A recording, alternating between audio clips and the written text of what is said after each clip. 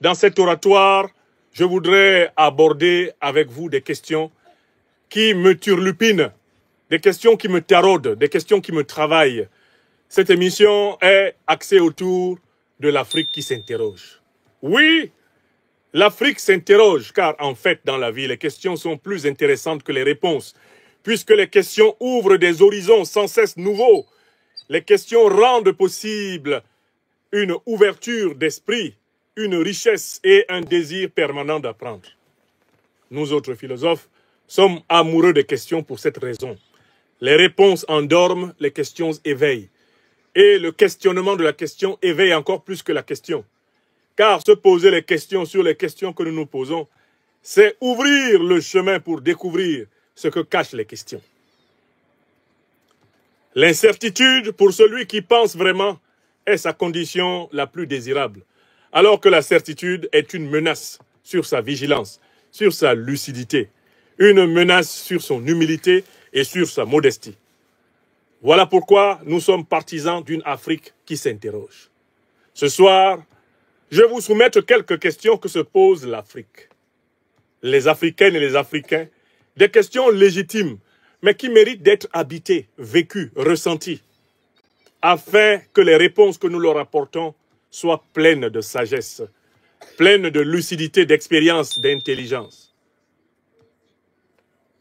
La première des questions que je soumets à la sagacité de l'auguste assemblée que vous constituez, en vous demandant de ne pas oublier de partager massivement cette émission et en vous demandant de ne pas oublier d'aller signer massivement la pétition que nous avons lancée dans sa version générale sur le site mesopinions.com afin de demander une enquête parlementaire et judiciaire sur les accusations graves de terrorisme formulées contre la France par les républiques du Mali, du Burkina Faso et du Niger. En comptant sur chacune et chacun d'entre vous pour que cette émission soit distribuée dans les campagnes africaines, dans les villes africaines, dans toutes les maisons, dans toutes les chaumières du berceau de l'humanité et dans les diasporas, nous allons commencer par aborder une première question qui nous turlupine et qui forcément a dû, d'une manière ou d'une autre, frôler vos esprits. La question en question, la voici. Pourquoi les dirigeants des pays dictatoriaux africains, les dirigeants des dictatures africaines, donc président de la République, premier ministre, ministre, secrétaire d'État, directeurs généraux des entreprises publiques, pourquoi ce personnel politique des pays autocratiques africains qui revendiquent d'un côté les réalisations extraordinaires accomplies pour le peuple africain, et notamment parmi elles, de magnifiques plateaux opérationnels hospitaliers, des hôpitaux dernier cri, 5e génération, qui n'auraient rien à envier à ceux de Washington, de Paris, de Londres, de Bruxelles, rien à envier aux hôpitaux de Pékin ou d'Ankara ou d'Istanbul, rien à envier aux hôpitaux de Genève ou de Baden-Baden, rien à envier aux hôpitaux d'Espagne ou de Montréal ou d'Ottawa. Pourquoi les dictateurs africains, leurs premiers ministres, leurs ministres d'État, leurs ministres, leurs directeurs généraux des grandes entreprises nationales persistent-ils à la moindre alerte sanitaire à aller se soigner à l'étranger? Alors que leur propagande nous dit « Nous avons construit pour nos pays les grandes ambitions, l'émergence. Nous avons réalisé des progrès extraordinaires. » Pourquoi ne bénéficient-ils pas, eux, en tout premier lieu, de ces progrès dans les dispensaires, dans les hôpitaux, dans les plateaux de référence de haute technologie internationale et même intergalactique qu'ils prétendent avoir implantés en Afrique? Laissons-nous habiter par cette question. Pourquoi ne se soignent-ils pas dans les hôpitaux de grande référence, dans les CHU, les centres hospitaliers pourtant universitaires, où les meilleurs spécialistes africains opèrent? Pourquoi les dirigeants africains des pays dictatoriaux, parce que c'est leur tendance, C'est une tendance observée dans des pays tenus par des dictateurs. Pourquoi ne se soignent-ils pas en Afrique? Alors, vous pourriez me dire, mais pourquoi vous posez-vous cette question? Pourquoi ne vous posez-vous pas une autre question? Cette question m'a été inspirée par une contradiction que j'ai observée dans le discours des dictatures. La contradiction est la suivante. Tous les dictateurs africains prétendent avoir fait le meilleur pour leur peuple. Ils prétendent qu'ils ont réalisé l'émergence, les grandes ambitions, la renaissance du pays. Ils prétendent avoir modernisé le pays. Ils prétendent avoir fait pour le pays mieux que quiconque. Ils disent qu'avant eux, ce n'était pas mieux avant. Ils disent qu'avant eux, c'était la brousse, c'était la forêt primaire. Avant eux, c'était la préhistoire. Ils se présentent comme guide de la nation, phare, père fondateur, éclair, expérience, force de l'expérience, incarnation, l'homme des solutions. Ils se donnent tous les noms positifs que la langue française, anglaise, que les langues africaines peuvent permettre de proférer. Mais de l'autre côté, au moindre mal de dents, au moindre mal de tête, au moindre mal de ventre, au moindre mal dans leur prostate, même au moindre mal dans leurs orteils, ou à une moindre douleur au niveau de leur cuir chevelu, les voici qui prennent leurs jambes à leur cou et se précipitent à Paris, à Washington, à Londres, à Berlin, à Baden-Baden, à Genève, à Bruxelles, à Ottawa, à New York. Ils se précipitent à Barcelone. Ils se précipitent à Madrid. Ils se précipitent en Italie, à Rome. Et la plupart d'entre eux, quand ils ont le malheur de rencontrer la mort, semblent prendre un malin plaisir à ce qu'on dise qu'ils sont morts en Europe, qu'ils sont morts en Occident, qu'ils sont morts en Amérique. Comme si mourir en Europe, mourir en Amérique était une mort de première classe, qui conduit moins au cimetière que de mourir dans son village natal. Bon, c'est une question qui m'a donc été inspirée par cette contradiction. Et par naturel philosophe, je vais commencer par examiner les arguments en faveur des dictateurs, avant de voir les arguments en leur défaveur. Bon, ils disent que ils ont construit les meilleurs hôpitaux. En effet, dans tous les pays détenus par les dictateurs, si on fouille bien, on peut trouver au moins une clinique ou au moins un centre hospitalier où il y a de bons plateaux pour soigner toutes sortes de maladies. On peut trouver au moins une clinique, on peut trouver au moins un pavillon où il y a de bons appareils à dialyser. On peut trouver toutes les spécialistes médicales qui sont obtenus dans les meilleures facultés de médecine de la Terre. On peut les trouver représentés chez nous en Afrique. Nos compatriotes, les médecins, sont nombreux à être bien formés et à être des spécialistes de haut vol, qui ont fait leurs preuves, non pas simplement dans les hôpitaux africains, mais dans les hôpitaux asiatiques, dans les hôpitaux européens, dans les hôpitaux américains, avant même de rentrer opérer chez nous. Donc, on peut dire que les dictateurs africains, quand ils disent que dans leur pays respectif, il y a tout ce qu'il faut pour soigner un homme, ce qu'ils disent n'est pas complètement faux. Ce n'est pas complètement faux parce que à Abidjan, à Yaoundé, à Douala, à N'Djamena, à Libreville, à Brazzaville, hein, dans ces pays tenus par des autocrates, vous pouvez toujours trouver une polyclinique ou un CHU, un centre hospitalier qui a un pavillon record avec du matériel neuf. Donc on pourrait être tenté de dire, alors écoutez, ils auraient pu se soigner sur place, parce qu'en fait sur place il y a tout. N'est-ce pas?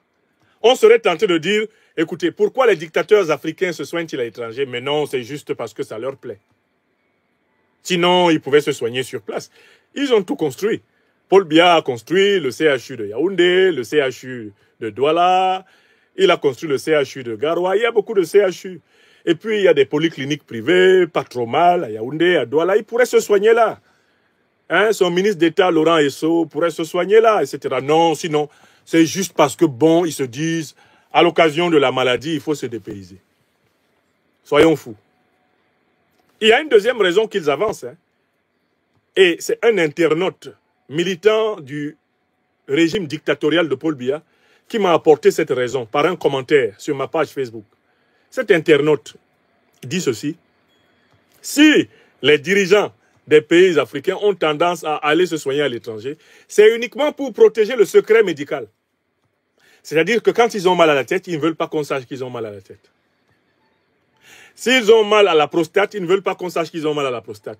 S'ils ont mal au ventre, ils ne veulent pas qu'on sache qu'ils ont mal au ventre. S'ils ont un problème cardiaque, ils ne veulent pas qu'on sache qu'ils ont un problème cardiaque. Donc, pour protéger ce secret médical-là, ils préfèrent aller se soigner à l'étranger. Ça, c'est le deuxième argument. Il m'a été donné par un militant de la dictature de Paul Biya. Voilà le deuxième argument. Vous notez les arguments. Hein? Premier argument, non, ils peuvent se soigner sur place. Il y a quand même des plateaux. Hein? Le ministre camerounais de la Santé, Manaouda Malachi, n'a pas manqué de mentir. Il a dit que le Cameroun avait les meilleurs plateaux d'opérations chirurgicales, les meilleurs plateaux technologiques, des plateaux supérieurs même à ceux de la France, de la Suisse, qu'il n'y avait rien. Le Cameroun n'avait rien à envier aux autres. Bon, donc, ils auraient pu se soigner au Cameroun, premier argument. C'est juste que, bon, ils se disent, comme je suis malade, j'en profite pour changer d'air. Deuxième argument, en faveur des dictateurs.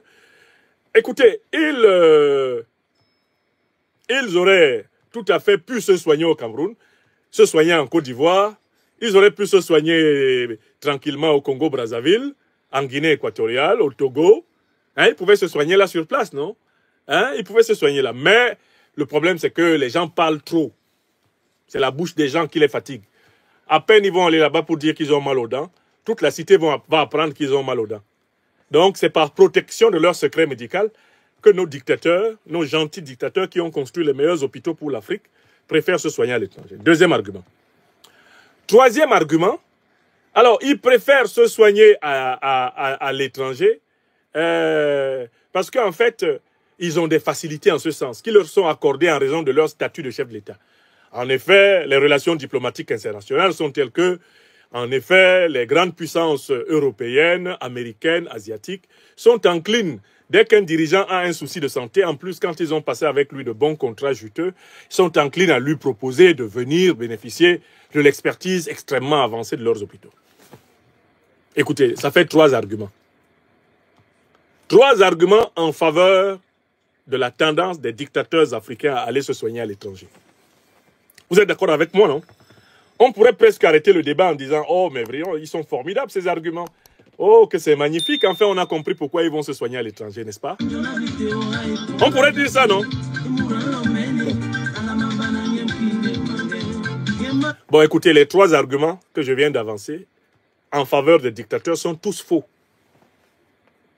Je vais le démontrer maintenant. On passe à la deuxième partie de mon propos. Sur l'attitude des dictateurs africains envers les hôpitaux. Je vais montrer que les trois arguments habituels qu'ils avancent sont des faux arguments. Et je vais vous indiquer, pour finir, la vraie raison pour laquelle ils ne se soignent pas en Afrique. Prenons le premier argument en faveur des dictateurs. Oh! Ils auraient pu se soigner sur place en Afrique parce qu'il y a toujours au moins quand même dans les capitales, dans les grandes villes, de bonnes polycliniques. Écoutez, d'abord, il faut savoir que ces fameuses bonnes polycliniques, un, elles sont rares, deux, elles sont très chères, elles ne sont pas à la hauteur, elles ne sont pas au niveau du citoyen moyen. C'est-à-dire que les Camerounaises, les Ivoiriens, les Tchadiens, les Gabonais, les Congolais ne peuvent pas se soigner dans ces fameux plateaux qui sont hors de prix. Ils n'ont pas les moyens de payer les frais. D'accord? Ça, il faut déjà savoir que ces plateaux sont un phénomène très rare, très isolé. Ces plateaux sont hors de prix pour la moyenne des Camerounais. Donc, en fait, pour les Camerounais, pour les Ivoiriens, pour les Tchadiens, pour les Gabonais, pour les Congolais, pour les Togolais, ces plateaux n'existent pas. Parce que jamais ils vont entrer là-bas. Le prix de la consultation, rien que la consultation, est tel que le peuple ne sait même pas que de tels plateaux existent. Parce que dans des pays comme le Cameroun, mon pays natal, si tu vas dans ce genre d'hôpital, tu risques d'être pris en otage parce que tu n'as pas payé les frais de santé. Si tu réussis à te faire examiner dans ces machines complexes, très rares, qu'on trouve dans certaines capitales, Tu ne sors pas de là tant que ta famille n'a pas vendu tous ses terrains pour payer. Donc, en général, les Africains ne vont même pas dans les meilleures polycliniques, dans les meilleurs hôpitaux de leur pays, parce qu'en fait, ils n'y ont pas accès. C'est réservé. D'accord? Donc, quand on dit qu'ils auraient pu se soigner en Afrique, parce qu'ils disposent de ce qu'il faut reconnaître que cette disposition n'est pas avérée. Elle n'est pas garantie. D'abord, pour le plus grand nombre. D'accord? Mais malgré qu'elle ne soit pas garantie pour le plus grand nombre, qu'est-ce qui les empêche d'y aller? Paul Biya doit savoir qu'il y a 1 ou 2 bons pavillons, qu'il y a quelques bons plateaux techniques à Yaoundé. Quand il a un problème de santé, pourquoi est-ce qu'il n'y va pas? Pourquoi il ne prend pas son véhicule au palais présidentiel de Toudi pour aller au plateau technique? Pourquoi il n'y va pas? Est-ce que le chemin est barré? Non. Alassane Dramane Ouattara, au moins un souci qu'il a dans sa villa d'Assini, ou au plateau, ou dans sa villa de la Riviera Golf. Pourquoi dès qu'il a mal à la tête, il ne pense qu'à faire décoller un avion pour venir à Paris? Alors qu'il connaît la direction de la PISAM. Il connaît la direction du CHU de Cocody. Il connaît la direction du CHU de Yopougon. Pourquoi il ne va pas là-bas? Est-ce que la route est bloquée pour eux? Non. Donc, ce n'est pas le simple fait qu'il y ait éventuellement des plateaux techniques de qualité, des experts médicaux de qualité. Ce n'est pas ça qui est un argument. Il y a une raison plus profonde pour laquelle ils ne vont pas se soigner sur place. Imaginons en effet que des capitales comme Brazzaville, comme Douala, Yaoundé, Abidjan, Yamoussoukro, Bouaké, disposent de bons plateaux techniques. Supposons que Lomé, supposons que Libreville dispose de bons plateaux techniques. Pourquoi ils n'y vont quand même pas? Il y a une raison plus profonde que le simple choix. Ce n'est pas un simple choix. Donc, l'argument selon lequel c'est une fantaisie, ils ont envie d'aller voir ailleurs, n'est pas fondé. Il n'est pas fondé en plus parce que quand quelqu'un est vraiment malade, il est pressé d'être soigné. S'ils voulaient vraiment répondre à l'urgence de leur pathologie, ils iraient rapidement rencontrer les premiers spécialistes disponibles dans leur capitale. Ils n'y vont pas.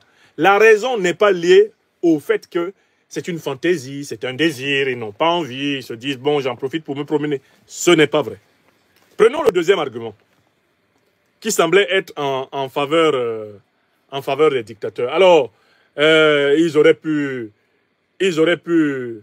se soigner sur place, mais ils veulent protéger le secret médical.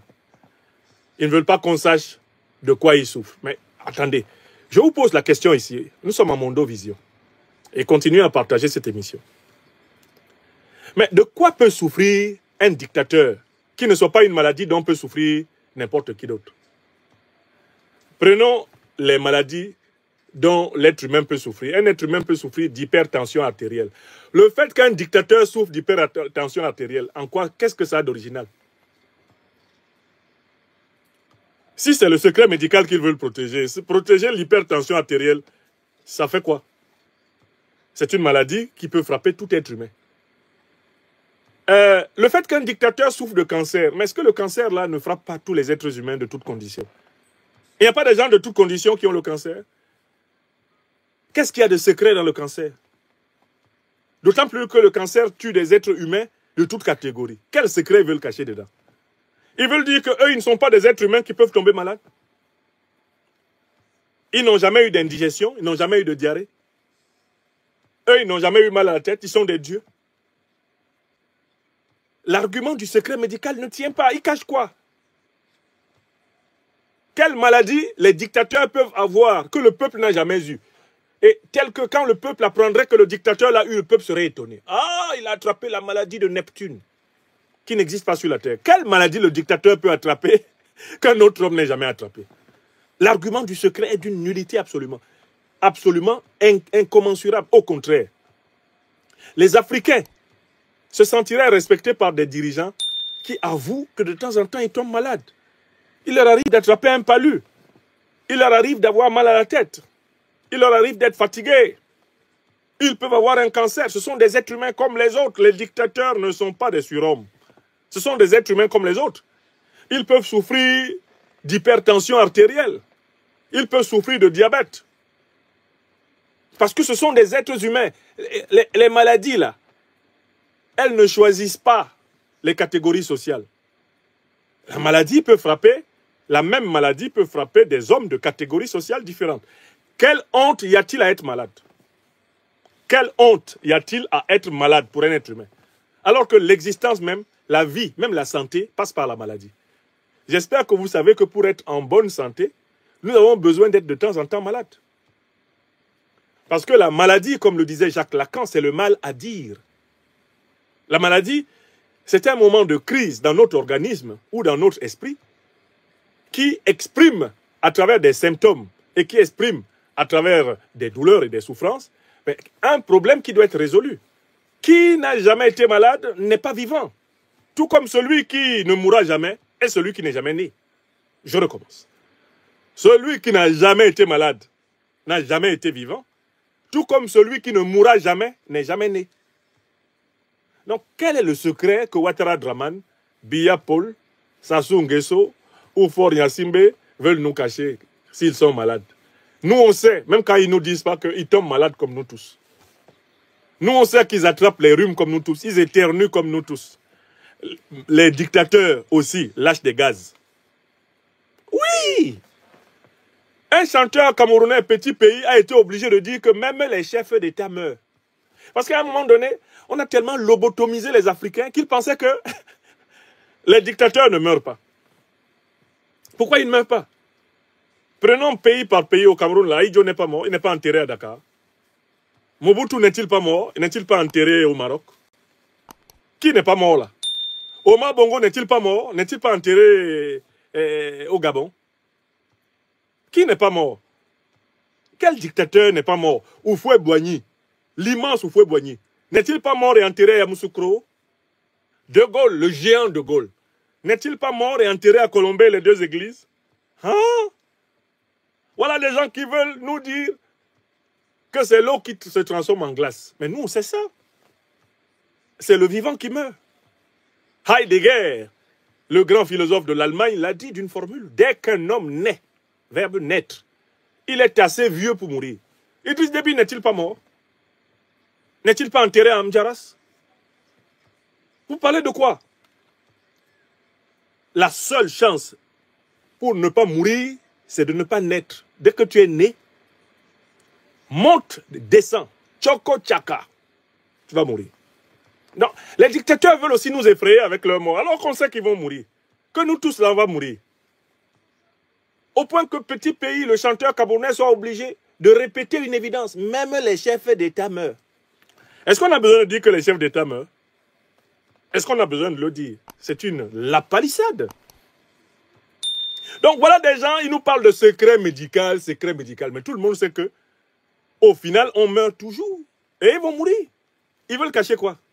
Paul Biya a 92 ans, il nous cache ses maladies. Il nous cache ses maladies, on fait quoi avec ces maladies? La plus grande des maladies, c'est la vie biologique. Et on finit par en mourir. Ah oui, vivre, c'est la condition pour mourir. Et on meurt à tous les âges. Non, en fait, on ne devrait pas avoir honte d'être malade. On ne devrait pas avoir honte d'être malade. Il n'y a aucune raison d'avoir honte parce que ça va arriver, tu vas mourir. Tu peux mourir par accident, tu peux mourir de vieillesse, tu peux mourir de maladie. Dans tous les cas, tu vas mourir. Nous tous là qui sommes là, nous sommes des futurs cadavres. Et l'humilité commence par la reconnaissance de cette évidence. Écrivez ça. Quand tu regardes ton frère mortel qui est devant toi, souviens-toi qu'il y a un point sur lequel vous êtes égaux. C'est que vous tous là, vous êtes néants sur la terre. Poussière des poussières, nous retournerons tous à la poussière. Toi, tu roules en Cadillac. Moi, je roule en vélo. On est tous des mortels. Un jour, tu ne seras plus. Un jour, je ne serai plus. Voilà l'égalité entre nous. Nous sommes égaux dans la mort.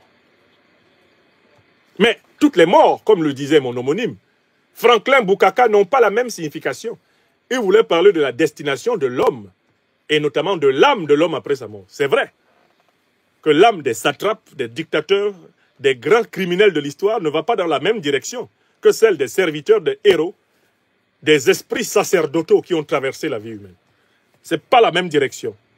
Voilà pourquoi Franklin Bukaka, assassiné par la dictature et par les manigances du groupe de Denis Sassou Nguesso le 22 février 1972, mon homonyme Boukaka disait « Un vieux m'a dit un jour, tout homme doit mourir un jour, mais toutes les morts n'ont pas la même signification. » Oui. Donc voilà le deuxième argument des dictateurs. Oh, hein, si on s'en va se soigner à Yaoundé, à l'hôpital, tout le monde va savoir. Et puis on sait, ça fait quoi? Si on sait que le président a attrapé la diarrhée dans la journée, ça fait quoi? Au contraire, ça le rend plus humain. Ah, on sait que le président a eu mal à la tête dans la journée. Ah, ça fait que vraiment on se dit, quand même, c'est un président qui est comme nous.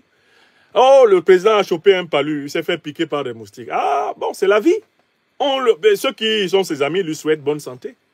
Mais c'est quoi ce soi-disant faux président africain là, qui eux veulent dire qu'ils sont jamais malades, ils n'ont jamais mal à la tête, ils n'ont jamais mal au ventre, ils n'éternuent jamais, ils sont jamais enrhumés.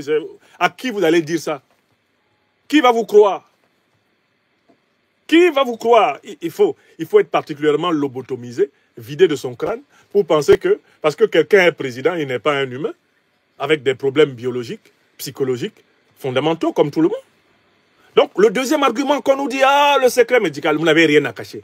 Toutes les maladies qu'il y a sur la terre ici, là, tous les êtres humains les ont. Wallahi, billahi, talahi. Vous, les dictateurs africains, là, vous n'avez rien à cacher. Qui plus est, mais les dirigeants des pays occidentaux, eux, ils disent quand ils sont malades. Ils disent quand ils sont malades. Même les rois d'Angleterre, quand Charles, sa femme, etc., ils sont malades. Ils disent cela. L'héritier du trône d'Angleterre et sa femme, quand ils sont malades, ils disent, vous allez en Angleterre vous cacher. Alors que le roi d'Angleterre dit aux Anglais que lui, il est malade. Hein? Ça fait pitié, hein? Voilà des gens, ils se cachent derrière leurs petits doigts. Et ensuite, ils s'en vont dire ça. Leurs maladies sont connues à Paris. Ensuite, elles sortent dans Jeune Afrique, dans la lettre du continent, dans Africa Intelligence.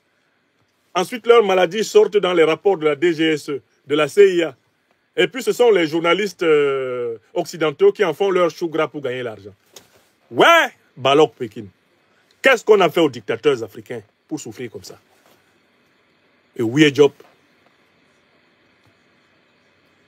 Wallahi billahi talahi. On leur a fait quoi? Ils cachent des informations qui se transforment en argent pour la presse occidentale qui les dévoile.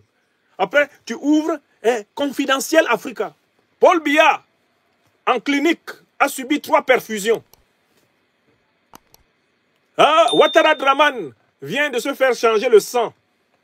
Il souffre de nodules à la gorge. Mobutu s'est fait opérer de la prostate. Ce sont les journalistes occidentaux qui font leur chou gras d'une information que vous pouvez donner tranquillement à vos peuples. Vous voyez comment ces gens-là, ils enrichissent les néocolons. Paul Biya a mal à la tête au Cameroun, il ne dit à personne. Il court. Je suis venu à Genève pour des consultations utiles au progrès du Cameroun. Après, la presse genevoise sort. Le président Biya hospitalisé dans un lit médicalisé depuis 3 jours à la suite d'une grippe qu'il a attrapée sous la pluie olympique à Paris. C'est là-bas qu'on s'en va récupérer ça pour ramener en Afrique. Pour dire, oh, vraiment, le vieux a attrapé froid. Il a attrapé froid dans la fête à Macron à Paris. Est-ce que vous voyez le ridicule des dirigeants africains? Ils cachent l'information sur leur santé. Ils viennent se cacher en Europe. Les Européens dévoilent ça. Ils font de l'argent avec. Confidentiel.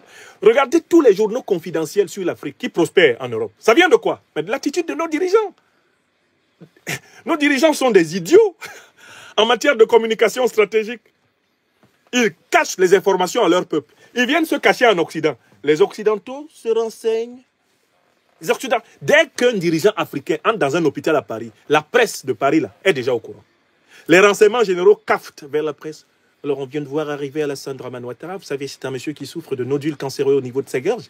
Il a des problèmes prostatiques. Il a également une sciatique sévère qui l'oblige à boiter, à marcher de manière asymétrique. Vous pouvez également préciser qu'il souffre d'une baisse acuitaire de la vision et d'une drépanocytose chronique qui a continué à s'aggraver ces dernières années. Paf! Ils ont dit ça. Le lendemain, je coupe. Et les gars, ils mettent que pour lire l'article, tu dois payer 7 €, 8 €. Ah! Draman, on t'a fait quoi? Paul Biya arrive à Genève en Suisse. Dès qu'il entre à l'hôpital, les renseignements généraux suisses sont là. Ils captent l'information pour donner le dictateur camerounais Paul Biya est arrivé dans un état de sénilité très avancé en raison de sa fatigue physique, de sa sénescence et de l'épuisement lié aux différents voyages qu'il a effectués en Chine et en Europe. Il a besoin en effet d'une assistance respiratoire extrêmement poussée. Ses paramètres tachycardiques sont particulièrement alarmants. On a observé également des phénomènes céphaliformes, etc. Paf! La presse d'intelligence suisse dit Allahu Akbar, merci, c'est pour nous. Ils s'en vont dire top défense, top confidentiel, réservé aux abonnés, 15 €. Paul Biya souffre de problèmes pulmonaires. Ouais, Cameroun, we don't die, finish. On est mort, fini. Si Paul Biya avait dit qu'il a attrapé le rhume, ça allait faire quoi? Ça allait faire quoi? Est-ce qu'il n'attrape pas le rhume? Il n'a jamais attrapé le rhume. Une fois, il a fait l'effort. Il a dit qu'il avait mangé le ndomba kabat et que c'est ça qui lui a donné une indigestion. Mais les Camerounais ont trouvé que c'était pas mal quand même. Un président qui reconnaît qu'il a eu une indigestion, nous tous on est rassurés parce que qui n'a pas eu d'indigestion ici dehors? Mais non, monsieur s'en va.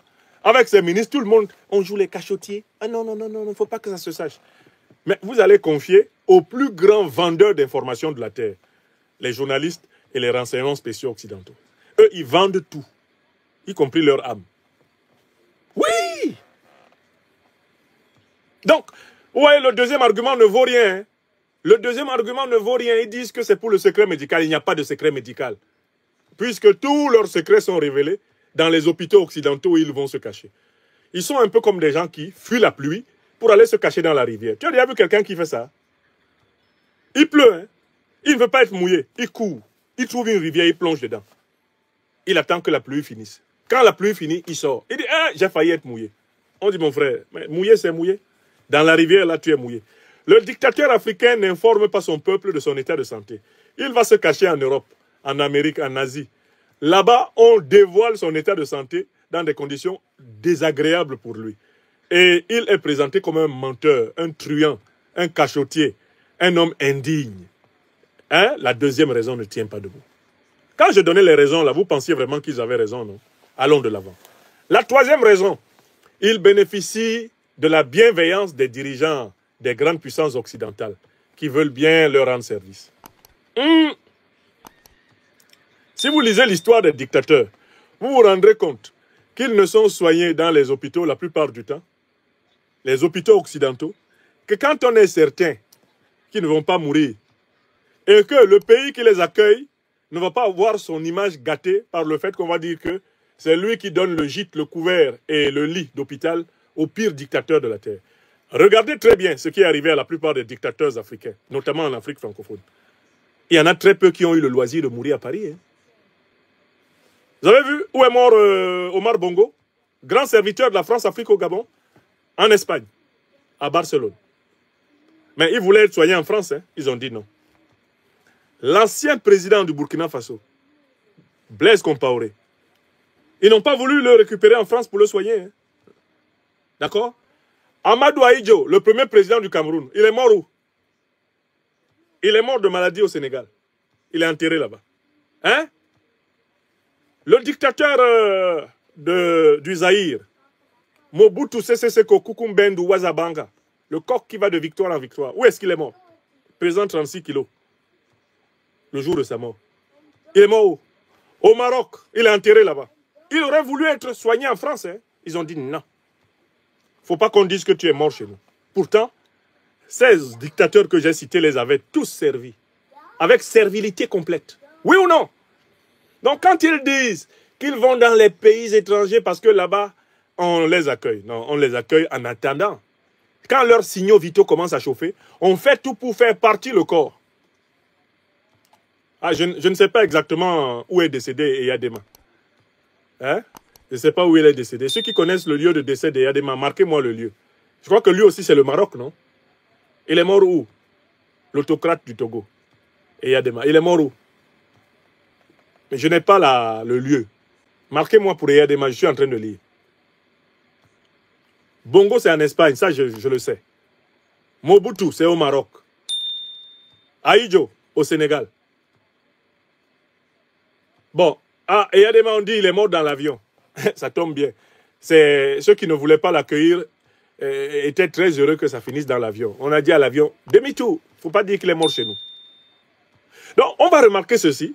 Quand ils veulent, alors on me dit en Tunisie, en Israël. Bref, en fait, on ne les laisse jamais mourir dans le pays qu'ils ont le plus servi, dans la puissance coloniale, néocoloniale qu'ils ont le plus servi. On se débrouille toujours pour qu'ils meurent loin. Parce qu'on n'aime pas que le nom de la puissance néocoloniale ou coloniale soit cité le jour de leur mort. Parce que le jour de leur mort, on les renie. On écrit des articles salissants sur eux à Paris. On dit que c'était des ordures. Vous avez vu comment Bokassa est mort? Celui qui a pris les diamants de la République centrafricaine pour donner à Giscard. Vous avez vu comment il est mort? Abandonné. Abandonné. D'accord? Donc le troisième argument selon lequel ils viennent se soigner en Europe parce qu'ils bénéficient de la bienveillance des puissances, c'est faux. Ce n'est pas vrai. Les puissances occidentales ne veulent pas qu'ils viennent mourir chez elles. Parce que ça gâte leur image angélique de serviteurs de la démocratie, des droits de l'homme, de l'état de droit, de la bonne gouvernance, et toutes sortes de choses auxquelles ne croient que les niais qui n'ont pas étudié la pratique de ces puissances. Vous avez compris? Donc, voilà donc les trois arguments que les dictateurs et leurs partisans nous ont avancés pour expliquer pourquoi ils ne se soignent pas en Afrique. Si ces trois arguments sont donc faux, quel est l'argument qui est vrai? Quel est l'argument qui est vrai? Attendez, je vais vous le donner, puis on va quitter ici.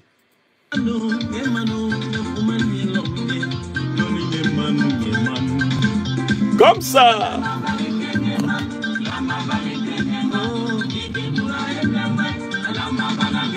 Mes chers amis, ils ne se soignent pas en Afrique parce qu'ils choisissent de ne pas aller dans les rares plateaux techniques qui marchent. Hein? Manaouda Malaki prétend au Cameroun que le Cameroun a les meilleurs plateaux techniques. Mais son patron Paul Biya n'y va jamais. Jusqu'au chef d'entreprise du Cameroun, là, ils ne vont pas là-bas. Dès que ça chauffe, ils ont fui. Voilà Laurent Osseo, ministre d'État, ministre de la Justice, qui a l'injustice d'aller se soigner hors du système qu'ils prétendent avoir créé pour soigner les Camerounais. Et ça ne leur paraît pas aberrant. Bon, enfin. La deuxième raison qu'ils avancent, secret médical, ça ne vaut rien. Puisque leur secret médical, il est délivré par la suite à Paris, à Londres, à Washington, et il est publié dans la presse confidentielle qui s'en fait les choux gras. Et finalement, les Africains finissent par savoir qu'ils ont mal à la prostate, ils ont des nodules cancéreux comme Ouattara ici à la gorge, ils ont mal à la sciatique, on les a opérés de l'estomac, ils ont un cancer, ils ont un diabète, ils ont une insuffisance rénale, bref, on finit par tout savoir. Dites-moi, est-ce qu'il y a un seul dictateur africain dont on ne connaît pas la maladie qui l'a tué? On connaît. Non, ils ont caché quoi? Deuxième argument faux. Troisième argument, oh, on les a appelés. Si on les appelait, mais on organiserait systématiquement leur mort dans les grands hôpitaux parisiens, barcelonais, washingtoniens, etc. On organiserait ça là-bas. Oh, on a tendance à les rejeter. Dès qu'on sent qu'ils commencent à mourir, on dit non, non, ne venez plus. Non, non, non. L'image de marque de la République ne s'accommode pas de ces satrapes reptiliens éculés. Quelle est la vraie raison pour laquelle les dictateurs africains ne se soignent pas en Afrique? Écoutez-moi bien. La vraie raison est la suivante. Ils craignent que les médecins africains, dont plusieurs sont de très grandes qualifications, leur règlent leur compte sur le lit d'hôpital. Écrivez ça. Je recommence une deuxième fois. Il n'y a pas deux raisons. Je dis bien, il n'y a pas deux raisons. Puisqu'ils disent qu'il y a quand même des plateaux techniques de qualité. Oui, il y en a. Oui, il y en a, mais qui sont réservés à une élite. Mais ils ne veulent pas se faire soigner au pays parce qu'ils ont peur que les équipes médicales songent à la souffrance qu'ils infligent au peuple et les éliminent sur leur lit d'hôpital. Vous savez, un médecin n'a pas besoin de trop compliquer. Par exemple, tu viens faire une dialyse, il modifie légèrement la machine de dialyse. Tu clames, il libère le pays. Les dictateurs africains, là, ils regardent les médecins là comme ça, disent vous avez fait quelles études? Monsieur le Président, moi, je suis le professeur Ondoa. Je suis Bac plus 12, spécialiste de gastro-entérologie. Je suis le meilleur des facultés de Paris et de Londres. Et je suis revenu travailler au pays. Donc, ça veut dire que vous, quand vous opérez quelqu'un, vous savez ce qu'il faut toucher pour qu'il soit guéri. Mais vous savez aussi ce qu'il ne faut pas toucher, parce que si on touche à ça, il meurt. Est-ce que c'est vrai? Oui, Excellence. Moi, le professeur Ondoa, je peux vous confirmer que oui, quand je travaille sur un sujet, je sais ce qu'il ne faut pas toucher parce que si je touche, il est mort. Et ce qu'il faut toucher parce que ça, je peux toucher, il vit. Dès lors, comme vous avez ce pouvoir, je ne peux pas vous confier ma santé. Car, qu'est-ce qui me fait penser qu'à un moment donné, vous n'allez pas toucher à l'endroit qui fait que je dorme pour toujours. Vous avez compris? Que quelqu'un ne vous raconte pas autre chose. Ils ont peur des règlements de compte. Ouattara Draman, venez ici. Je vous ai entendu dire ça au téléphone rouge. Mais, on a quand même quelques bons plateaux médicaux quand même à Cocody, hein? Madame la ministre de la Santé, Madame Goudou. C'est pas mal, hein, professeur, là. Oui, c'est pas mal. On a quelques bons endroits. À la Pisam, ça marche, hein? Ah non, c'est pas mal, hein? C'est pas mal. Oui, Madame Goudou, vous dites quoi, hein? Mais, président, il faut venir vous soigner de temps en temps à la Pisam. Non. Faut plus jamais me dire ça, hein? Toi, tu penses que les gens qui sont à la Pisam, là-bas, là, ils ont intérêt à ce que je sois vivant? Chou, toutes les façons, on préfère mourir dans notre lit que d'aller à la Pisam, Chou. Parce que le premier jour qu'on y va, je crois qu'ils vont doubler la perfusion juste pour qu'on clame Chou. Mais Dominique, ils pensent qu'on est des gaous, quoi. Ils nous prennent pour des gnatas. Voilà, je préfère que la maladie me tue à Assini que d'aller au CHU de Cocody. Mais il y a des médecins là-bas, moi j'ai regardé leur regard. Chou, qu'est-ce que tu as vu dans leur regard? Mais, Chou, j'ai regardé dans le visage d'un médecin de Cocody. Son visage disait, Ouattara, Nyamarode, faut tomber malade, tu viens. Je vais libérer le pays. On va quitter ici. Chou, comment tu as su ça? Mais il me souriait beaucoup, ce médecin-là. Quand j'ai dit à docteur, j'ai une petite céphalée, il dit, non, venez dans mon cabinet. Excellence. Non, venez au CHU de Cocody. Je vais m'occuper de vous. Il m'a dit ça. J'ai dit, Nyamarode, Batrade, Dangaden. C'est ma mort, tu veux? Il dit, non, Excellence. J'ai été formé aux grandes facultés de Londres, en cardiologie, je maîtrise tout ça. Et je lui ai demandé, mais.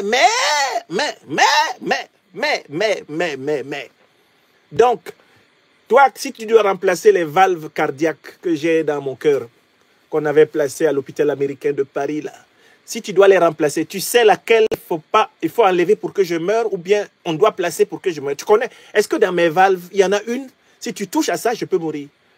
Ah, mais oui, Excellence, j'ai été formé. Vous savez, je suis professeur de cardiologie des universités, tout ça, je maîtrise. Ah bon, d'accord. Jamais tu vas m'opérer, tu as compris? Chou, jamais. Jamais, Chou. Mais Chou, je te dis jamais. Ici à Abidjan, je préfère mourir dans mon lit que d'aller à l'hôpital.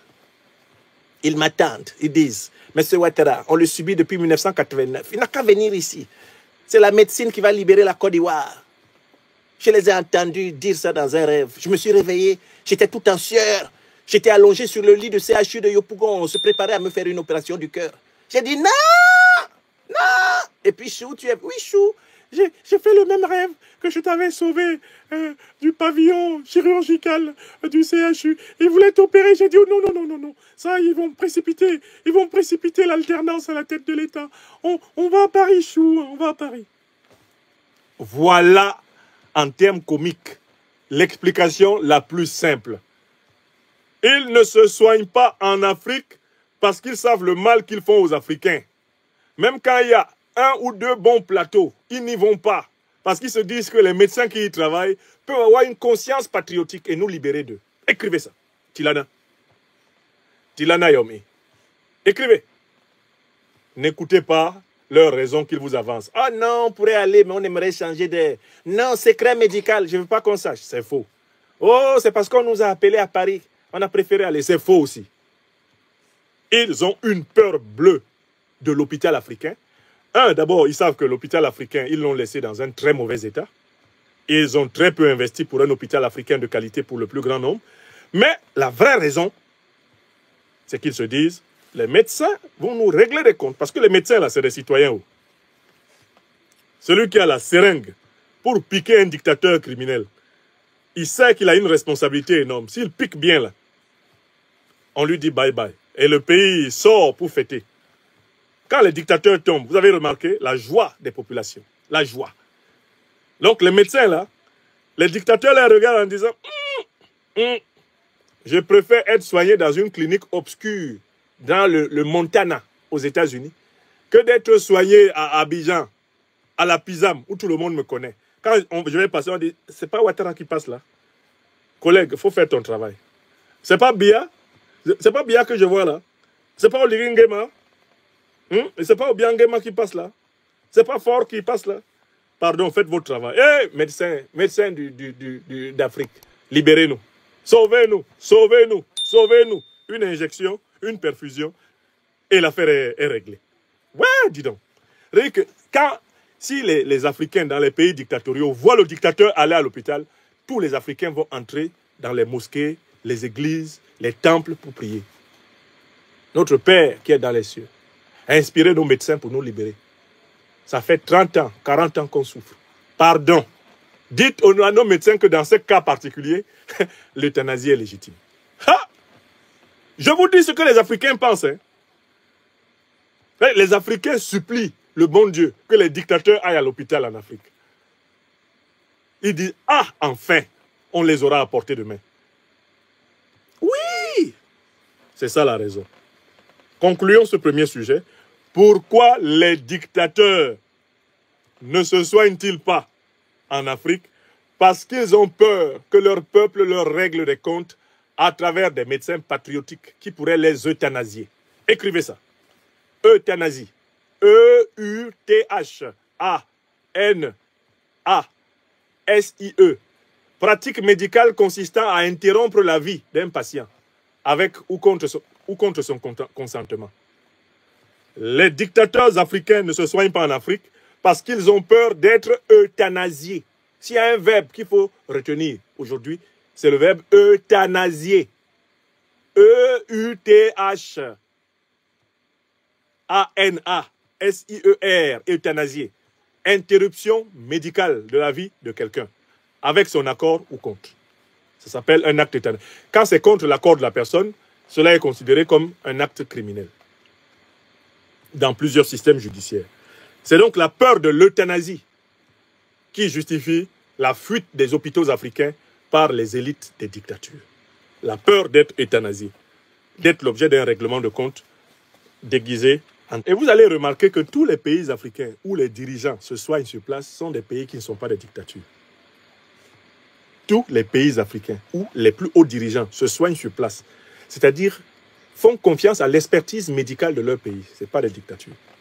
Exemple, le Mali, sous le président Assimi Goïta. Les plus hauts responsables du pays se soignent sur place. Ils confient leur vie à Dieu et à la science de leur pays. Parce qu'eux, ils savent que s'ils sortent pour aller dans les hôpitaux occidentaux, là-bas, ils seront euthanasiés. Parce qu'ils sont les représentants de la révolution africaine. Quel intérêt le président Assimi Goïta aurait-il à aller se soigner à Paris? Il prend la direction de Paris pour se soigner, il faut préparer son cercueil. Oui ou non? La seule fois que Sékou Touré, paix à son âme, est sorti pour aller se soigner à l'étranger, il est allé en marchant, il est revenu les pieds devant, à Cleveland, aux États-Unis. Oui ou non? Les gens sont là, ils font comme si ils croient qu'on ne sait pas dans quel pays, dans quel continent nous sommes. Nous, on sait dans quel continent on est. Oui ou non? Vérifiez ce que je vous dis. Tout pays où vous voyez le chef de l'État, le Premier ministre, tout le monde, courir à l'étranger, à la moindre alerte. Ça pue la dictature. Ça veut dire qu'il n'a pas confiance en ses médecins. Et pourquoi il n'a pas confiance en ses médecins? À cause du mal qu'il fait au pays. Il n'a pas confiance aux filles et aux fils du pays. Parce qu'il sait qu'il fait du mal aux gens. Et il se dit, ils vont m'achever. Hein? C'est ce que Paul Biya se dit dans sa tête. Ils vont m'achever. Oui, oui, Koukouma, on connaît ça. Même si c'est le mal de tête, on va à Genève. Paul Biya se déplace même pour son mal de dents. Il est connu. C'est la presse suisse qui a révélé que Paul Biya souffre de rage dentaire. C'est dans la presse suisse que j'ai lu ça. Parce que les renseignements généraux suisses ont fait fuiter l'information. Dès que les dents du vieux dictateur camerounais lui font mal, il prend l'avion. Allons voir le docteur. On dit où? Où ça? À Efoulan? Ah non. À qui va aller à Efoulan? Ah, tu veux ma mort? À Genève. Oui, le docteur est à Genève. Quelqu'un est malade en Vomeka, il est malade à Yaoundé, le docteur à Genève. Pourquoi? Il a peur. Il a peur de ses soi-disant frères. Il a peur de ses compatriotes à cause du mal qu'il leur a fait. Pauvres dictateurs africains, ils sont malheureux. Hein. C'est pour ça qu'ils finissent mal, presque tous mal, sans exception. Ils finissent très mal. La méchanceté ne paye pas. Passons à la deuxième question. Faut-il céder la gestion des ports et aéroports africains aux puissances étrangères? Faut-il céder la gestion des ports et aéroports africains aux puissances étrangères? Je vous ai habitué à une méthode dialectique. On commence toujours par dire pourquoi on pourrait penser que oui. Un certain raisonnement de type économique consiste à dire nos administrations, nos entreprises nationales ne sont pas assez efficaces à cause des conflits d'intérêts qui ne manquent pas d'apparaître dès qu'on doit désigner ou donner une part de marché public ou une responsabilité sous nos tropiques en Afrique. Donc, c'est intéressant de prendre une entreprise étrangère pour gérer les secteurs les plus, on va dire, les secteurs les plus critiques de notre économie nationale.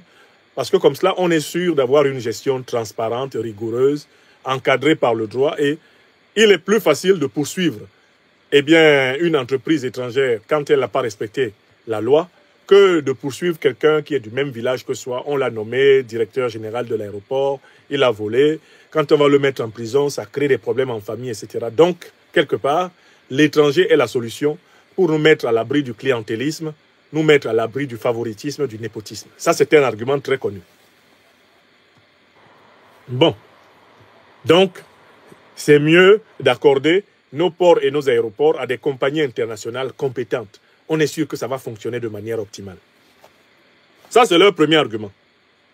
Deuxième argument, il faut confier les ports et les aéroports à la gestion des entreprises multinationales parce que cela nous garantit une meilleure ouverture sur le monde extérieur.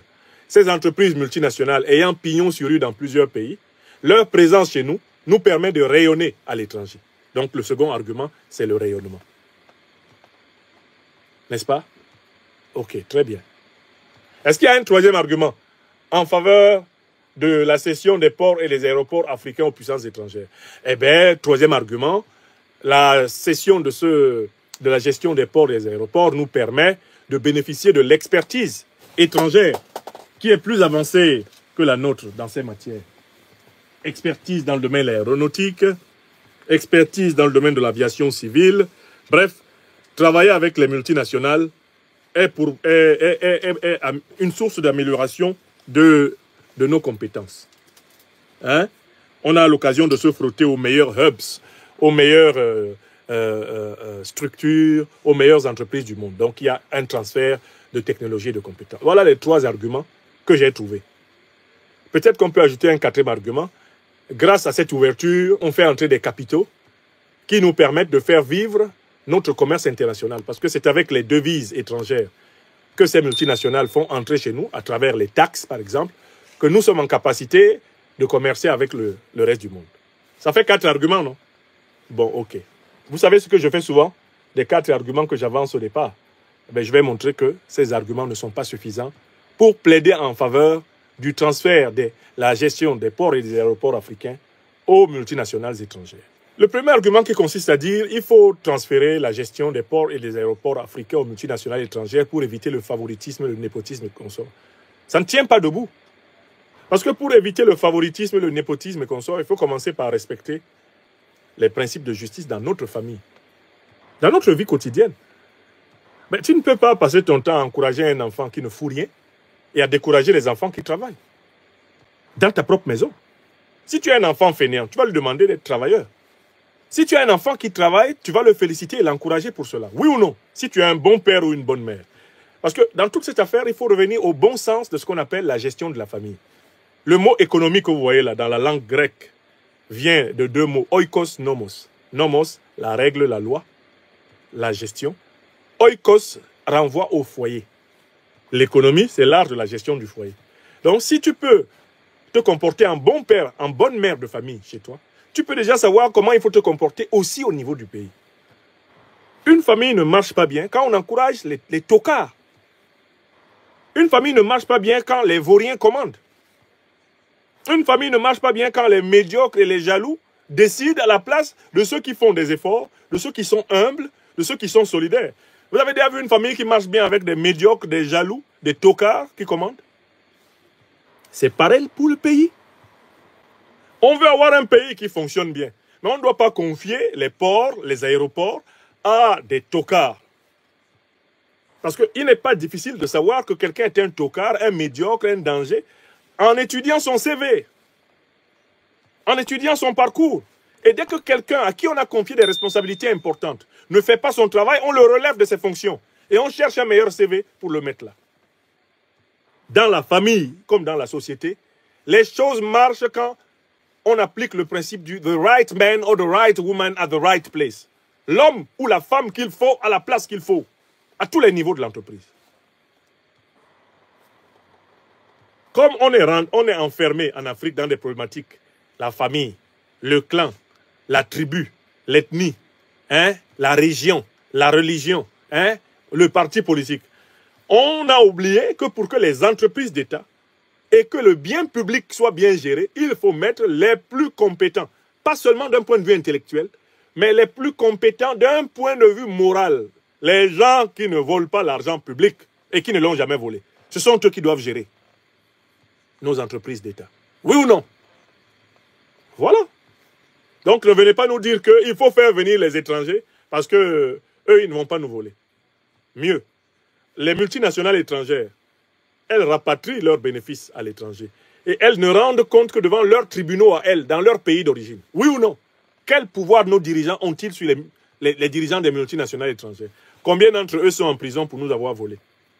En Afrique, faites le tour de toutes les prisons africaines. Combien de dirigeants de multinationales ayant escroqué les Africains sont en prison?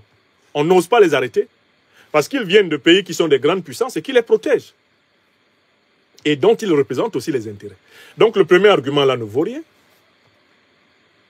Deuxième argument, il nous apporte de la compétence. Mais qui vous dit que les compétences nous manquent? Pour gérer un aéroport? Vous pensez que pour gérer un aéroport et un port aujourd'hui, il y a un pays africain qui manque de compétences? 64 ans après la proclamation des indépendances formelles? C'est faux. Nous avons toutes les compétences. Mais nos dirigeants ont tendance à nommer ceux qui vont mener des politiques favoritistes en leur faveur. Ceux qui vont piller les caisses de l'État pour leur amener le bénéfice le soir au palais. Mais les compétences existent. Et si les compétences n'existent pas assez, c'est la responsabilité de nos États d'améliorer la formation pour que nous ayons la capacité de gérer. Donc le deuxième argument ne vaut rien. Troisième argument, ça nous ouvre au monde. Mais pourquoi ça nous ouvre au monde et c'est jamais nous qui sommes les gestionnaires de l'aéroport de New York, nous les Africains? Pourquoi ce n'est pas les Africains qui gèrent l'aéroport de Paris, de Londres, les aéroports de Belgique? Pourquoi ce n'est pas nous qui gérons les aéroports chinois? Comme en fait, quand nous faisons venir les autres, ils nous apportent des compétences. Depuis quand les compétences qu'ils nous ont apportées nous ont permis d'aller gérer leurs aéroports et leurs ports? Vous connaissez combien d'Africains, combien d'entreprises africaines qui gèrent des aéroports dans un pays européen, un pays américain, un pays asiatique? Combien? Donc voilà des compétences dont l'apport n'est pas avéré. Ça nous a apporté quoi? De leur céder la gestion de nos ports et aéroports. Rien. Rien. Oh, quatrième argument, ça nous permet de rayonner à l'étranger. Mais écoutez, mais le rayonnement là, ce n'est pas nécessairement par l'aliénation, par la domination, par la soumission. Le rayonnement, c'est par la concurrence et la qualité du service. On a par exemple dans le domaine aérien, des entreprises comme Ethiopian Airlines, ou dans une certaine mesure, Air Maroc, qui font de bonnes affaires en Afrique. Mais la différence, elle se joue sur quoi? Sur le fait que leur qualité de service, qui peut être critiquable, d'ailleurs dans plusieurs cas, est quand même meilleure que la moyenne des qualités de service de nos entreprises en Afrique noire, nos entreprises aériennes, nos compagnies. C'est tout. Comparez les services d'Air Maroc à ceux de Camerco. Et vous comprenez pourquoi on est derrière comme les fesses au Cameroun. La vraie source de rayonnement d'un pays, c'est la qualité de ses prestations internationales.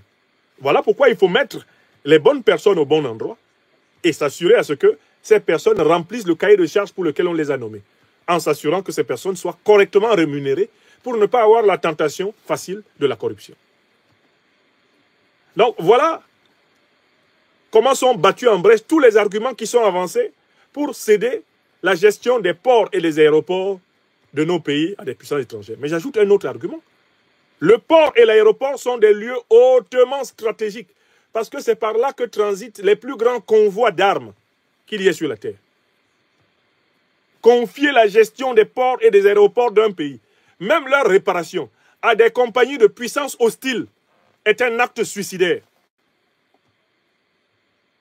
J'ai invité depuis 48 heures, 72 heures, les Africains en général, à réfléchir au nombre de dirigeants africains qui ont été éliminés dans les aéroports. J'ai évoqué le cas du président Juvenal Abiyarimana et du président Ntariamira Cyprien en 1994. J'ai évoqué le cas du président général Ibrahim Baré Maïna Sara au Niger. J'ai évoqué le cas en 1959. On lui a tiré un missile à l'aéroport. Du leader centrafricain Barthélemy Boganda. J'espère que vous savez que le 29 mars 1959, ils ont tiré sur son avion. Parce qu'ils voulaient créer les États-Unis d'Afrique latine. On l'a tué. Les services néocolonialistes l'ont tué. Boganda. À l'aéroport. Même parce que son aéroport, l'aéroport de la République centrafricaine, était géré par les agents de la puissance coloniale. Est-ce que vous savez dans quelles circonstances est mort le président nigérien, général Mouritala Mohamed, à l'aéroport? Non, en fait, on ne peut pas s'amuser, si on veut sécuriser l'élite d'un pays, à confier les ports et les aéroports à des puissances étrangères, même provisoirement. C'est un acte suicidaire. Le président burundais était en compagnie, en effet, du président rwandais ce jour-là. Je crois que le président burundais, c'est lui qui s'appelait Cyprien Ntariamira. Il était en compagnie du président Juvenal Abiyarimana en 1994, quand leur avion a été abattu par un missile tiré par des forces qui ont profité au FPR de Kagame.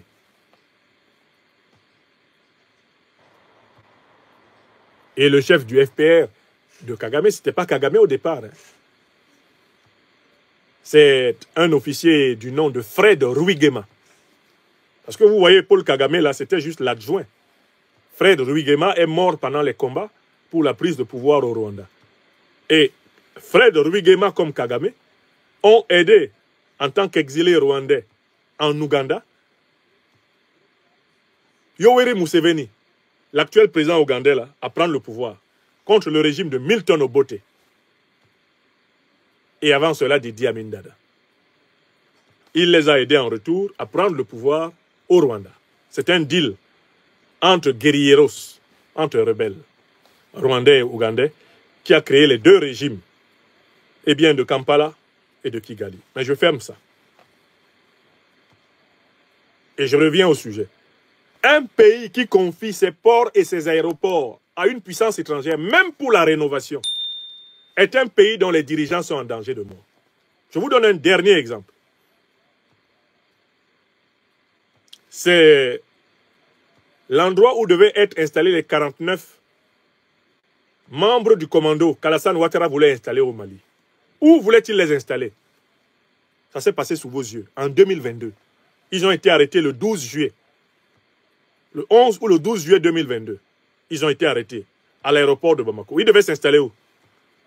Les 49 Wagner, les mercenaires, avec des faux passeports et des armes de guerre, envoyés depuis la Côte d'Ivoire, ils devaient s'installer où? Vous vous souvenez de l'endroit où ils devaient s'installer? À l'aéroport. Alors, ils s'installaient là pourquoi? Et pourquoi ils sont venus avec des faux passeports? Ils sont venus avec des faux passeports. Ils étaient supposés s'immerger dans le personnel sécurité à l'aéroport pour attendre une occasion d'éliminer le président Assimi Goïta et ses compagnons. C'est tout. Donc, il y a tellement de faits congruents, il y a tellement de faits éclairants pour que les Africaines et les Africains comprennent qu'on ne peut pas céder ces lieux stratégiques que sont les ports et les aéroports à des puissances étrangères. Cela ne se fait pas. Céder les ports et les aéroports d'un pays à une puissance étrangère, c'est devenir une néocolonie.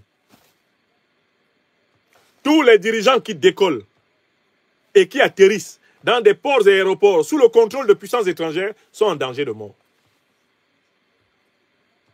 Et le danger de mort, c'est que leur vie dépend de la puissance étrangère qui contrôle leur port ou leur aéroport. Écrivez ça. Écrivez ça. Voilà la question que je me posais. Si tu confies ta vie à une puissance étrangère, donne-lui la gestion de tes ports et tes aéroports. Donne-lui la rénovation de tes ports et tes aéroports. Quand tu vas décoller, on va te voir monter. Quand tu vas descendre, on va te voir arriver. Et lis l'histoire de tous ceux qui ont confié leurs ports et leurs aéroports à des puissances potentiellement hostiles. On sait où ils sont. Et c'était le second sujet que je voulais aborder avec vous. Alors, troisième question, qu'est-ce qui est remarquable dans le comportement du président béninois, Patrice Talon, et de son porte-parole principal, Humbe ou Humbeji? Moi, j'aime l'appeler Humbeji. Je pense que c'est le même nom à la racine.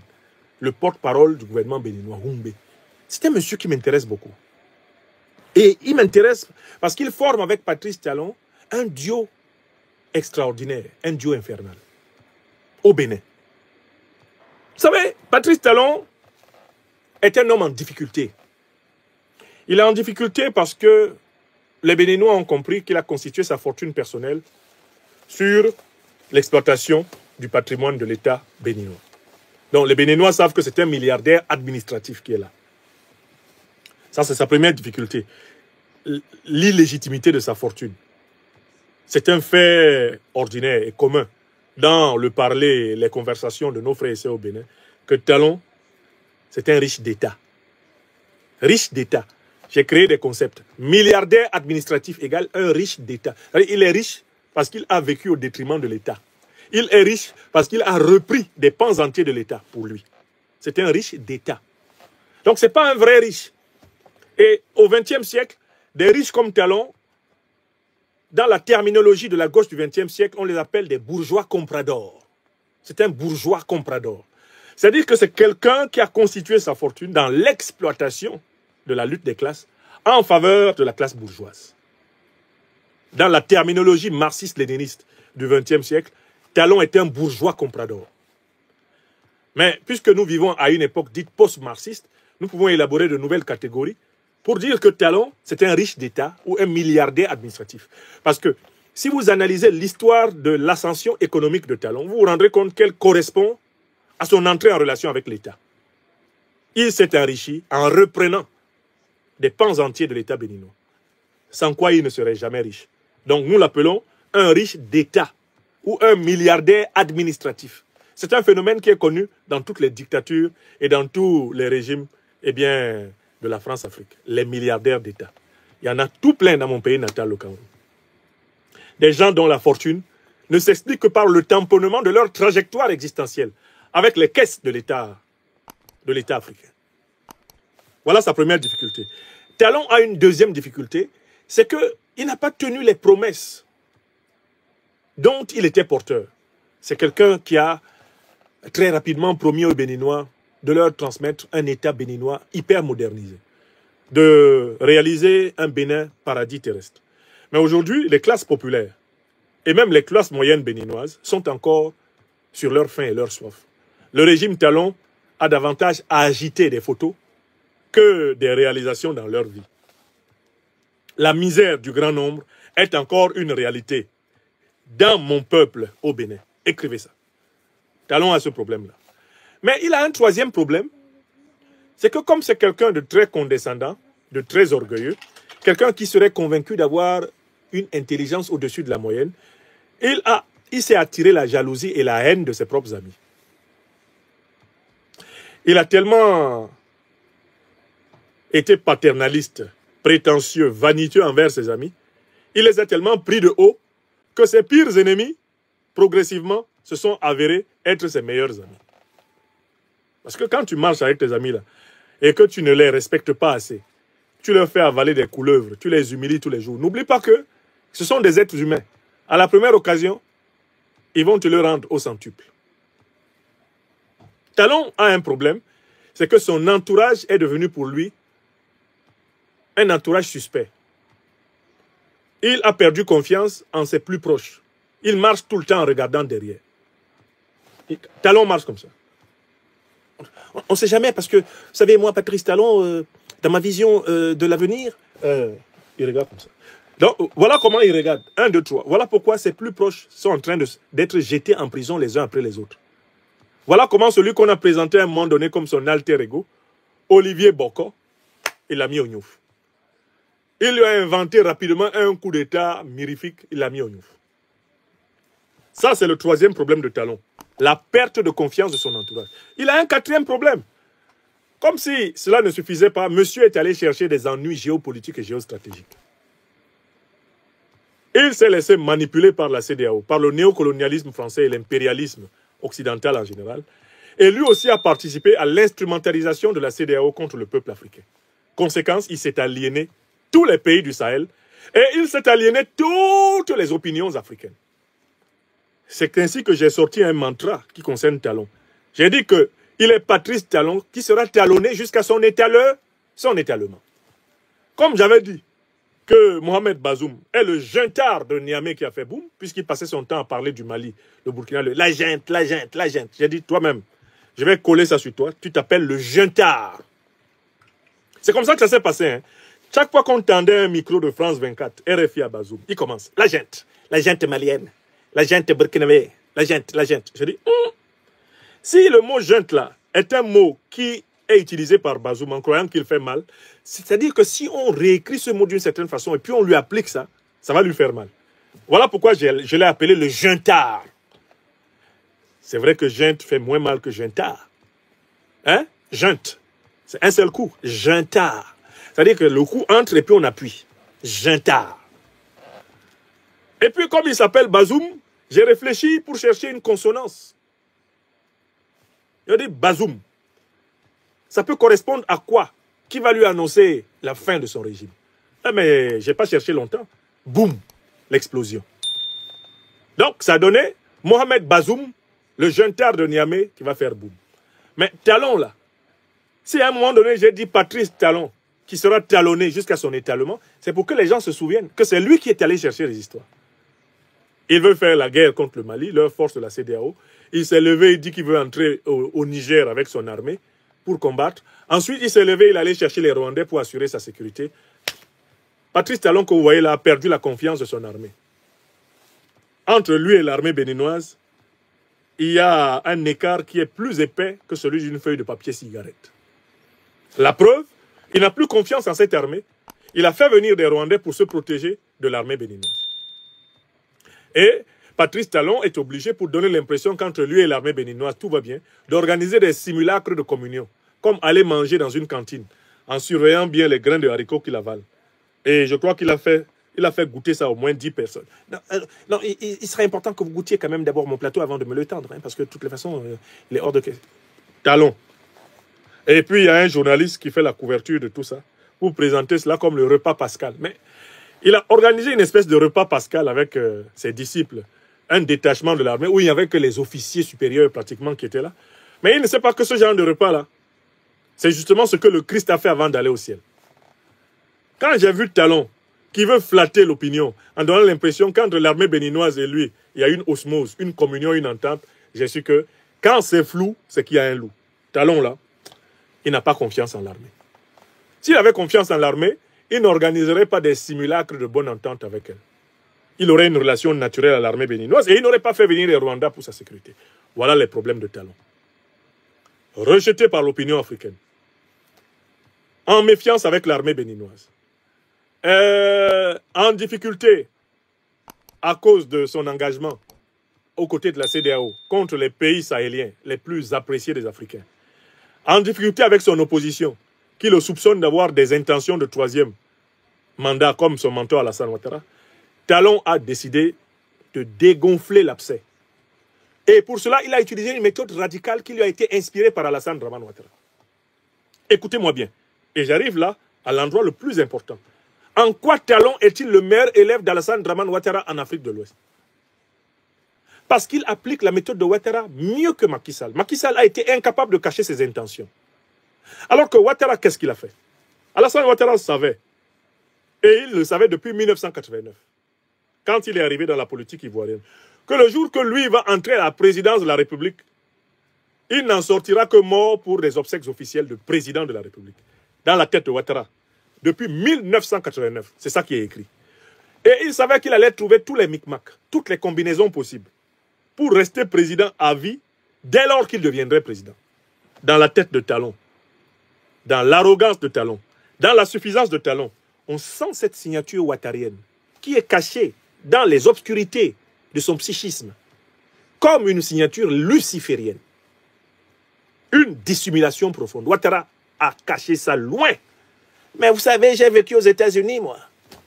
J'ai grandi au pays de la démocratie. Moi, j'ai travaillé à la Banque centrale. J'ai vécu dans les pays des droits de l'homme. Moi, je ne conçois pas. Hein. À plus de 75 ans, on ne peut pas continuer. Ouattara a endormi la politicosphère ivoirienne avant de commencer les grandes manœuvres pour le troisième mandat. Vous savez ce qu'il a fait? Il a envoyé tous ses proches dire que le troisième mandat était impossible. Que la Constitution l'interdisait. Vous vous souvenez de Ouattara ou pas? Il a envoyé le ministre de la Justice, Sansan Kambilé, à l'Assemblée nationale, dans un espace solennel. Sansan Kambilé a juré ses grands dieux que la Constitution de Côte d'Ivoire ne peut pas être interprétée de près ou de loin comme permettant un troisième mandat. Sansan Kambilé, ministre de la Justice d'Alassane Ouattara, a dit qu'un troisième mandat d'Alassane Ouattara était inconcevable et qu'il y avait un article de la Constitution, l'article 183, qui l'empêchait. Ouattara ne s'est pas contenté de cela. Il a appelé Cissé Bakongo, le docteur Mouton, puisqu'il a dit qu'il est un mouton de Ouattara. Il a envoyé Cissé Bakongo. Cissé Bakongo est docteur en droit de l'université, ministre de Ouattara, secrétaire exécutif, directeur exécutif du RHDP. Il l'a envoyé devant. Il dit, va dire que je ne peux pas faire un troisième mandat. Bakongo a donné des interviews à Paris, à Abidjan, dans tous les médias, pour dire que c'est juridiquement inconcevable. Alassane Ouattara ne peut pas envisager un troisième mandat. Voilà comment les plus naïfs d'entre les Ivoiriens se sont endormis. Après les déclarations de Cissé Bakongo, et notamment de Sansan Kambilé, il y a même un autre ministre là, plutôt proche du PDCI, qui a fait la même déclaration. Il en a envoyé 3 comme ça, mousquetaires. Ils ont endormi tout le monde. Tout le monde a dit, mais écoutez, non quand même. Et Alassane Ouattara lui-même avait dit plusieurs fois que non, mais écoutez, il sera hors de question de faire un deuxième mandat. En 2016, j'étais à Bouaké, aux côtés du président Guillaume Kibafori Soro, pour le grand meeting de la Constitution de 2016. C'était le 30 octobre 2016, si je ne m'abuse. Et il y avait un tract, l'un des tracts qui était distribué, posait la question suivante. Avec la nouvelle Constitution, l'actuel président peut-il envisager de faire un troisième mandat? Réponse, non. On a distribué le tract dans le stade. Tout Bouaké avait le tract. Si je fouille dans mes affaires en Côte d'Ivoire, j'ai même encore une pile du tract comme ça. Et je demande à mes amis de publier le tract sous cette conférence. Alassane Ouattara avait écrasé ce débat. Phase 1. Vous avez entendu? Qu'est-ce qu'il est en train de faire, Talon? Qu'est-ce que Talon est en train de faire dans la phase actuelle au Bénin? Il est en train d'écraser le débat. Ah non, mais nous avons une disposition constitutionnelle qui est claire. Aucun individu vivant ne peut envisager un troisième mandat au Bénin. Mais je m'étonne que les gens reviennent à ça. C'est dans la nature humaine. Mais dans cette stratégie, il y a un individu qui joue un rôle majeur pour endormir les Béninois. Moi, je l'appelle le grand prêtre de l'hypnose politique. C'est le fameux Wilfred Humbe, ou Humbeji, le porte-parole du gouvernement.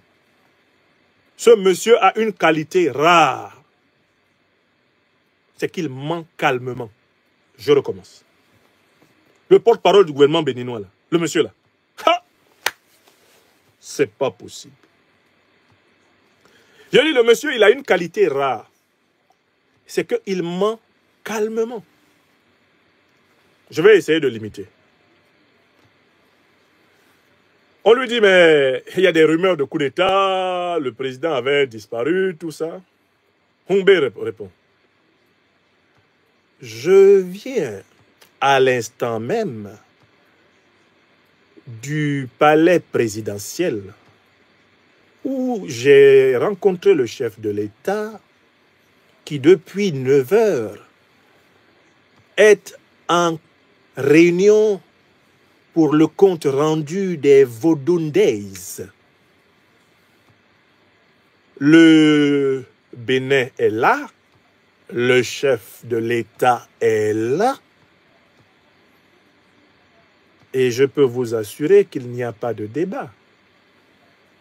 Oui, mais Monsieur Humbé dit, mais alors, cette affaire du 3e mandat, la Constitution du Bénin est formelle sur cette question. Elle dit clairement que nul individu vivant sur la planète Bénin ne peut envisager un quelconque 3e mandat. C'est-à-dire que quand Humbé parle, tu as l'impression que c'est le grand maître Akrashkankar, le grand maître Akrashkankar de Maharaja, du temple bouddhiste, ou du temple de Shakor, ou du temple de la Bhagavad Gita, à Angkor Wat, au Cambodge. Tu as l'impression que tu as affaire, au maître Ashankara, au maître Abracadabra. Mais ce monsieur, c'est un envoûteur de serpents. C'est un envoûteur de serpents, Humbé. Béninoises, Béninois, surveillez-les comme du lait sur le feu. Ils sont en train de vous amener dans la phase 1, la phase watarienne, la phase de l'hypnose générale. Humbé, lui, son rôle, c'est Béninoises, Béninois, à partir de cet instant, je vous mets sous hypnose. Vous ne réfléchissez plus. Je pense pour vous. Et je vous invite à proclamer au cœur de votre mental les phrases de Humbé qui lui ont été confiées par le sorcier en chef, Patrice Talon. Tout va bien au Bénin. Le président Talon est un démocrate convaincu. Il n'y a pas de prisonnier politique au Bénin.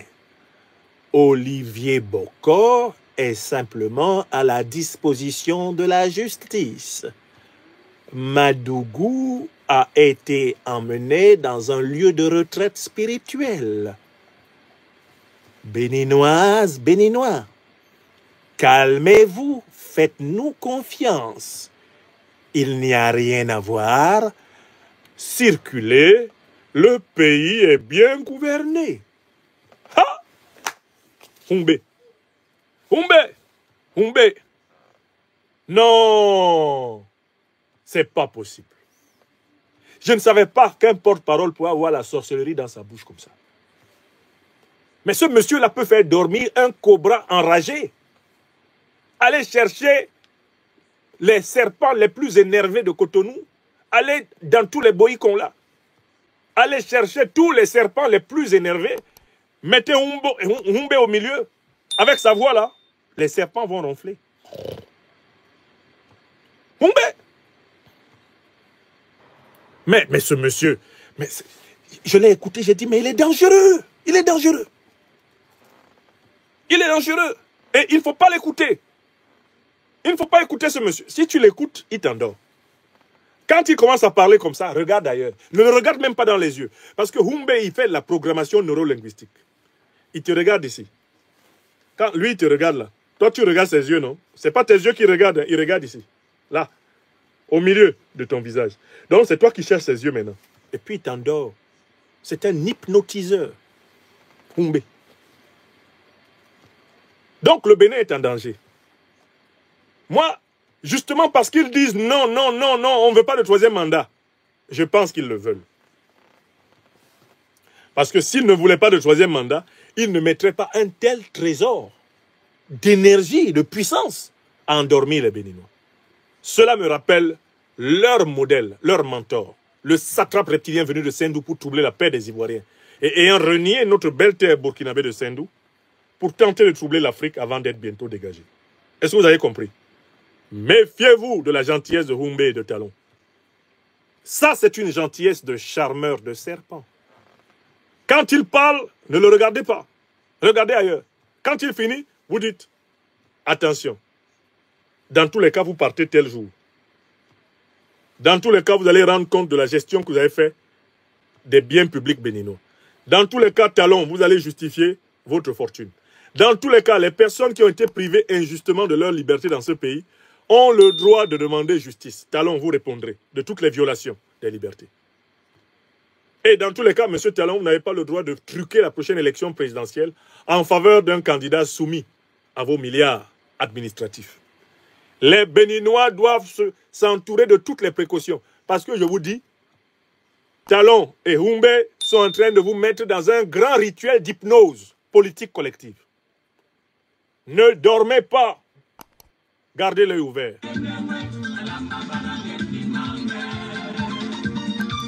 Et c'est pour ça qu'ils ont voulu transformer le vaudou en une séance politique en leur faveur. Ils ont envoyé quelques-uns de leurs hommes interpréter le FA comme autorisant le 3e mandat. Ça ne vous a pas échappé, non? Attention, attention, attention. C'est comme ça que Ouattara a fait. Il a endormi l'opinion et il a fait bouger ses pions. D'accord? Bon, la dernière question que je vais examiner nous ramène dans un pays qui nous est à tous cher et qui est aussi au centre de l'actualité africaine ces derniers temps, c'est le Tchad. J'observe un malaise des partisans de l'ancien opposant, ancien Premier ministre, Succès Masra, que j'ai appelé politiquement échec Masra, en raison de son loupé systématique de tous ses plans politiques ces dernières années. Il y a un malaise des partisans de Succès Masra que je voudrais analyser, d'autant plus qu'ils veulent faire porter leur turpitude à ceux qui saluent la politique anticolonialiste et anti-impérialiste sur le terrain militaire qui a été engagé par le président maréchal Mahamat Idriss Déby Itno. Alors, en quoi consiste le malaise des partisans de M. Masra? Et pourquoi s'acharnent-ils à trouver des boucs émissaires? Finalement, c'est de la faute de ceux qui ne soutiennent pas Masra si Mahamat Idriss Déby Itno est le président de la République du Tchad. Hein, j'ai observé que les partisans de Masra continuent encore à se promener sur mes plateformes, quelque part pour m'imputer la situation qu'il y a au Tchad. C'est finalement de notre faute. Ah, les panafricanistes qui ont pris fait et cause pour la décision de Kaka Mahamat Déby de faire partir les troupes françaises, ils sont fautifs. Ils ont livré le peuple tchadien à Mahamat Idriss Déby Itno. C'est juste incroyable de la part des partisans de Masra. Alors, ils ont un malaise. Et je voudrais analyser leur malaise. Parce que leur comportement, c'est un comportement symptomatique. Ils ont des symptômes. Mais les symptômes, il faut les mettre les uns à côté des autres pour avoir la maladie.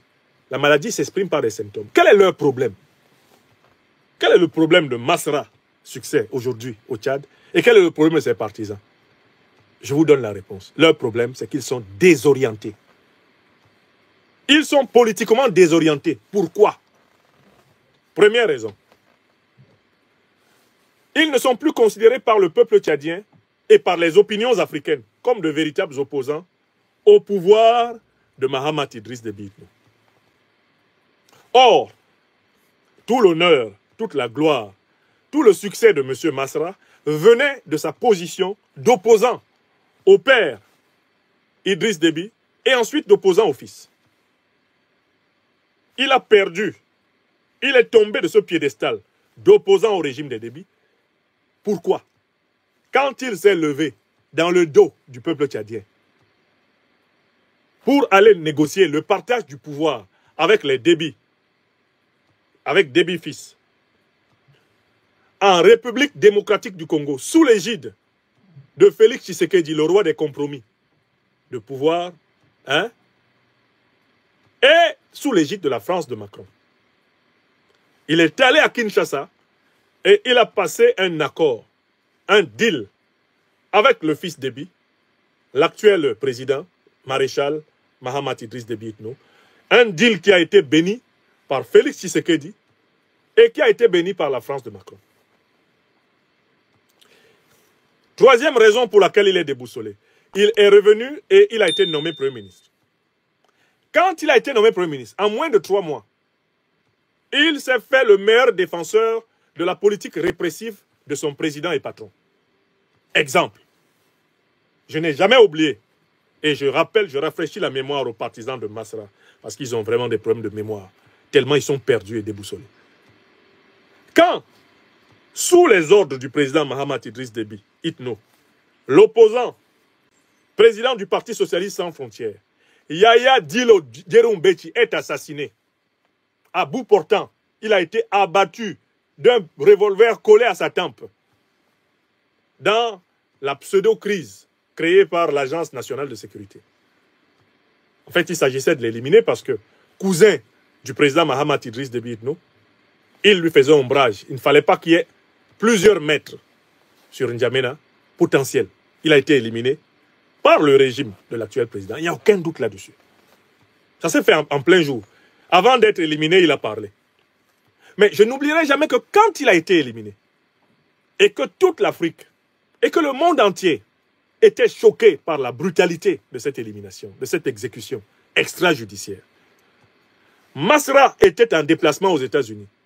Son premier communiqué a été un communiqué pour soutenir les forces de défense et de sécurité qui venaient d'éliminer l'opposant Yaya Dilo Djeroumbéchi. Il faut rappeler ça aux partisans de Masra. Parce que ça s'est passé, on était là. Et j'ai tout noté. C'est à partir de cet instant que j'ai compris que Yaya Dilo Djeroumbéchi étant assassiné, Masra ayant, par ses félicitations aux forces de défense et de sécurité qui l'ont assassiné, cautionné la répression de Mahamat Idriss Déby Itno, de facto politiquement, le chef incontestable de N'Djamena et du Tchad devenait Mahamat Idriss Déby Itno. Parce qu'en face, il n'y avait plus d'opposants. En face, il n'y avait plus d'opposants. La réalité politique tchadienne était transformée par le passage du côté du pouvoir contre l'opposition de Masra Succès. Il finit de soutenir Mahamat Idriss Déby Itno, à qui il renouvelle sa loyauté. Il soutient les forces de défense et de sécurité qui viennent d'exécuter à bout portant, eh bien, Yaya Dilo Djeroumbéchi, et il revient. Et quand il se rend compte que là, il est allé trop loin de l'idéal qu'il a pu représenter à un moment donné pour le peuple tchadien, il fait une minable déclaration de compassion à l'adresse de la famille de Yaya Dilo Djeroumbéchi. Donc, pourquoi les partisans de Masra sont-ils aujourd'hui désorientés? Mais parce que leur leader est perdu. Il ne représente plus les aspirations à la rectitude, les aspirations à la révolution morale dont il était l'incarnation à un moment donné pour le peuple tchadien. Il a désormais parti lié avec le bilan. Il a parti lié avec le bilan de Mahamat Idriss Déby Itno, dont il a accepté d'être le Premier ministre. Les déclarations du président Mahamat Idriss Déby Itno indiquent que Masra lui a été imposé par la RD Congo, la France et les États-Unis. Il l'a dit dans son livre, qu'il a dédicacé et remis à Masra qui souriait. Donc aujourd'hui, les partisans de Masra, ils sont aigris parce que leur leader est perdu. Et ils se promènent sur les réseaux sociaux pour essayer de faire porter leur désorientation à quelqu'un d'autre. Moi, Nyamsi wa Cameroun ou Africa, j'ai pris acte du fait qu'il n'y a pas, dans la situation actuelle au Tchad, un leader d'opposition qui soit en capacité de faire pièce au président Mahamat Idriss Déby Itno. Mais je continue à condamner les violences contre le peuple tchadien. Et je ne cautionnerai jamais les crimes qui ont été perpétrés contre le peuple tchadien. Je n'en suis pas complice. Je n'en serai jamais complice. Mais en tant qu'intellectuel politique, imbibé de géostratégie et de géopolitique, la décision du président Mahamat Idriss Déby Itno de faire partir les troupes françaises et les troupes américaines du sol tchadien est un fait sans précédent, comparable dans l'histoire des 30 40 dernières années du Tchad. Cela lui vaut la sympathie formelle, pas substantielle, des panafricanistes. Et un encouragement à appliquer cette méthode patriotique pour ouvrir le chantier du pardon, de la réconciliation des Tchadiennes et des Tchadiens. Parce que lui-même ne sera jamais en sécurité tant qu'il n'a pas trouvé le chemin de la vérité, de la justice, de la repentance, de la réparation, du pardon et de la réconciliation avec son peuple. Voilà la ligne que je tiens. Et voilà en quoi consiste ma cohérence. Le problème des partisans de Masra, c'est qu'ils sont perdus sur le plan géopolitique aussi. Masra ne s'attendait pas à ce que Mahamat Idriss Déby Itno soit capable de dire à l'armée française « Allez-vous-en ». Masra pensait que la position la plus radicale face à la présence militaire française était la sienne. Lui qui a dit que les militaires français étaient devenus des SDF, sans domicile fixe en Afrique. Et que lui, il était vraiment désolé pour les militaires français. Je rappelle que dans sa formulation, Masra se présentait comme celui qui pouvait assurer une sédentarité, une fixité dans l'espace aux militaires français. Il disait, vous voyez, vous êtes maltraités comme ça parce que les gens ne savent pas comment vous manager. Moi, si je deviens président du Tchad, je saurai comment vous gérer. Vous ne serez plus des sans domicile fixe. D'ailleurs, à un moment donné, Masra s'est encore mieux grillé quand il est allé aux États-Unis. Il s'est mis à défendre la thèse d'une sécession du Tchad. Une partition du Tchad comparable à celle du Soudan. Pour lui, Mahamat Idriss Déby Itno devrait prendre le Tchad du Nord, tandis que lui, Masra Succès, deviendrait le président du Tchad du Sud, un peu comme les John Garang ont pris à un moment donné le Soudan du Sud et les Omar el-Béchir se sont contentés du Soudan du Nord. Masra et plusieurs de ses partisans dans les réseaux sociaux, en diaspora comme au pays, se sont mis à théoriser la séparation des deux républiques. Mais le problème, précisément, c'est que le sécessionnisme, le partitionnisme sont mal vus dans l'opinion africaine globale. Ça ne passe plus, on ne veut plus de la balkanisation de l'Afrique. On veut une solution pour apprendre à vivre ensemble. Donc, pourquoi sont-ils perdus? Mais ils sont perdus parce que leur leader est perdu. Pourquoi sont-ils perdus? Ils sont perdus parce que leurs valeurs sont perdues. Pourquoi sont-ils perdus? Ils sont perdus parce qu'ils ont fait des pas vers ce qu'ils ne devaient pas soutenir. Et ils sont désormais co-responsables du bilan du régime des Déby. Alors même que leur capital de confiance avait été constitué dans la résistance au régime des Déby. Donc je voudrais dire aux partisans de mon jeune frère Masra qu'il ne leur sera pas possible de mettre sur les épaules des panafricanistes leur échec au Tchad. J'ai appelé Masra exprès échec pour ça. Parce que je l'avais prévenu que les choses qui arrivent aujourd'hui allaient arriver.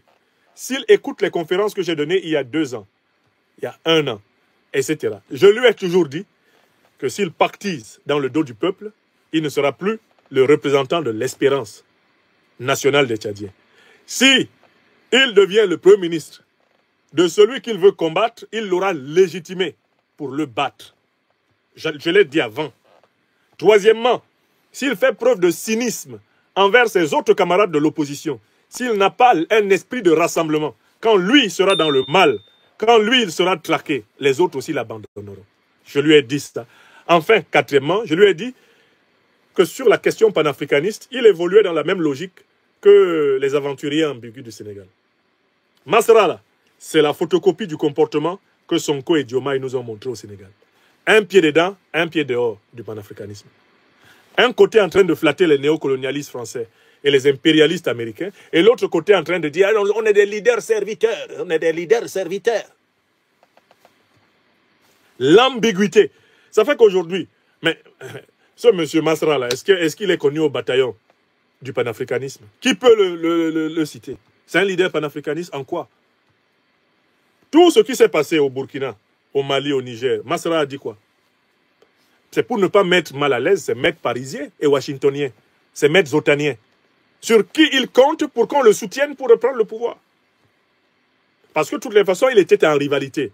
Et il est en rivalité avec Mahamat Idriss Déby Itno, au sens où il souhaiterait que ceux qui soutiennent Mahamat Idriss Déby Itno, à savoir Paris et Washington, depuis son avènement en 2021, le soutiennent désormais, lui, Masra, parce qu'il serait capable de mieux garantir leurs intérêts. Il croit qu'il fait ça, on ne voit pas, on voit.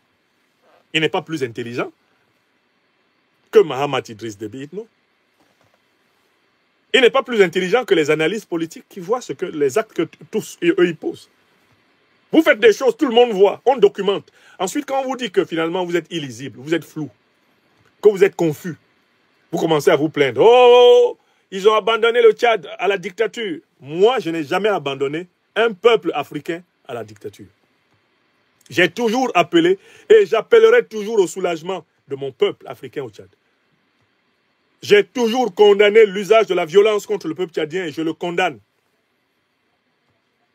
Je ne serai jamais complice des brutalités du pouvoir tchadien contre le peuple tchadien. Jamais. Je ne les cautionnerai. Jamais je ne dirai, c'est pas grave, on vous a tué, c'est rien. Jamais. Masra, lui, il a dit. Le jour qu'on a tué Yaya Dilo Djerumbechi, moi, ici, j'ai protesté. J'ai pleuré notre frère. J'ai demandé que justice lui soit faite. Et je continue à le demander. Et je dis au président Mahamat Idriss Déby Itno, tant qu'il n'y a pas eu repentance, reconnaissance, réparation de ces crimes, le Tchad ne se mettra jamais debout. On n'a jamais redressé un pays sur le mépris des innocents. Ça, je le dis. Donc, moi, j'ai ma cohérence. Mais je suis un intellectuel politique panafricaniste. Et quand le président Mahamat Idriss Déby Itno fait des efforts sur ce chapitre, mais vous êtes qui pour me dire de ne pas lui dire c'est bien? Quand c'est bien, c'est bien. Quand c'est bien, c'est bien. Moi, j'ai critiqué d'autres dirigeants africains. Quand ils n'avaient pas pris fermement cet engagement, ils ont amélioré leur ligne et je les soutiens maintenant.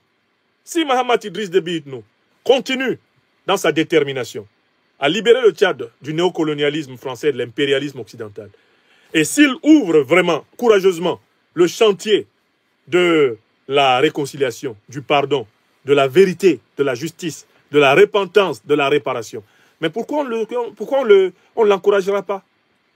C'est comme cela qu'on peut éviter de passer par des tragédies, de passer par des génocides, de passer par des guerres civiles. Si un dirigeant, à un moment donné, regardant comment son père a fini, après 27 ans de pouvoir, se dit, moi, je ne veux pas finir comme ça. Il faut que je fasse autrement. S'il le dit, mais dans la situation actuelle au Tchad, il y a quelle alternative? C'est pas Masra. C'est pas Masra parce que, bon, rétrospectivement, Masra, il n'a pas le courage de Mahamat Idriss Déby Itno. Tu ne peux pas vouloir être président du Tchad s'il n'est pas au moins aussi courageux que celui qui est président.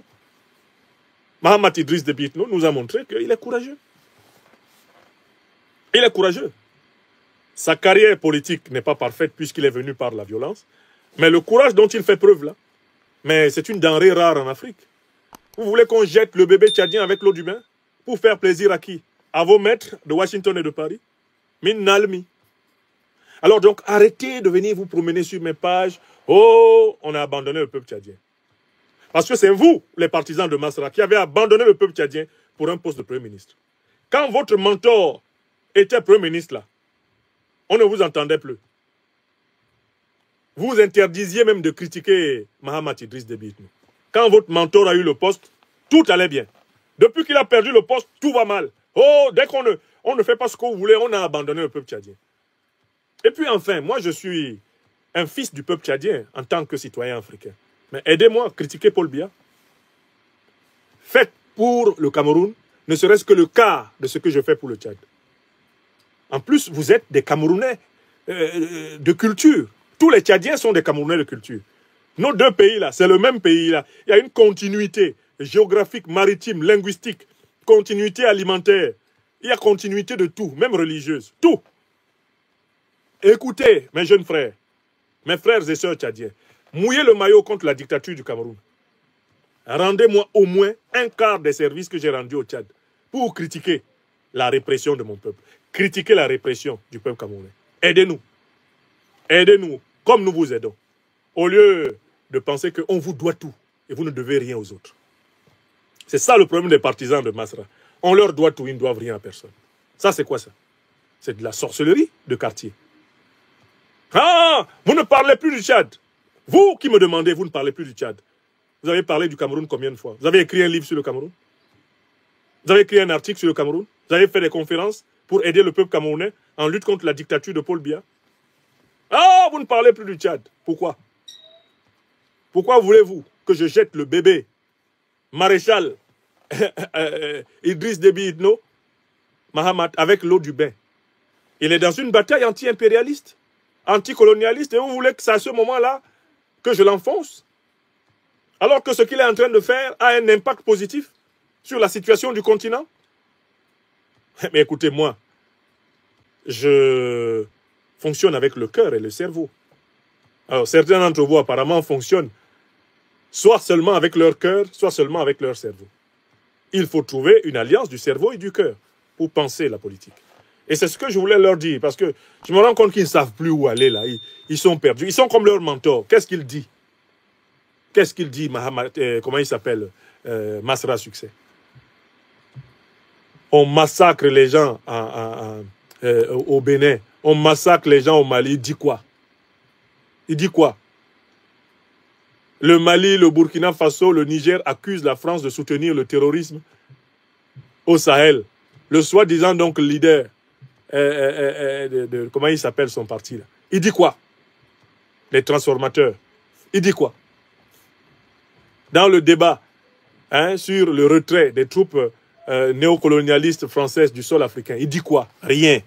Et il veut faire porter à ceux qui reconnaissent un certain courage au président Mahamat Idriss Déby Itno, il veut leur faire porter la responsabilité de son échec. Alors qu'il a échoué sans qu'on le touche. Il a été frappé en Wi-Fi par le président Mahamat Idriss Déby Itno. Et il vient fatiguer les gens.